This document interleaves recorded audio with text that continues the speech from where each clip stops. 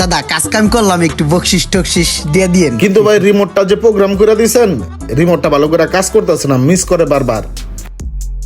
এই কি গাড়ি চাবির প্রোগ্রাম করছিস বেটা? রিমোট ঠিক মতো কাজ করে না? ভাই গাড়ি হইলো অনেক পুরান মডেলের, আর রিমোট তো অরিজিনাল জাপানিজ প্রোগ্রাম ডালছি, বুঝছেন? এখন গাড়ি তো অনেক ওল্ড মডেল হয়ে গেল গা, এখন ওই দুইটা অ্যাডজাস্ট হইতেছে না।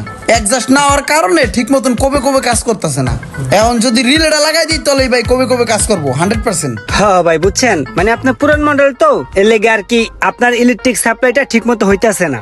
এখন যদি একটা রিলে লাগাই দেয় তাহলে ইলেকট্রিক সাপ্লাইটা ঠিক মতো হবে, আপনার চাবিটা 100 প্রোগ্রাম কাজ করবে। আপনি কিন্তু আবার ভাইবেন না যেটা আমাদের কামে ফল্ট বা আমাদের রিমোটের সমস্যা।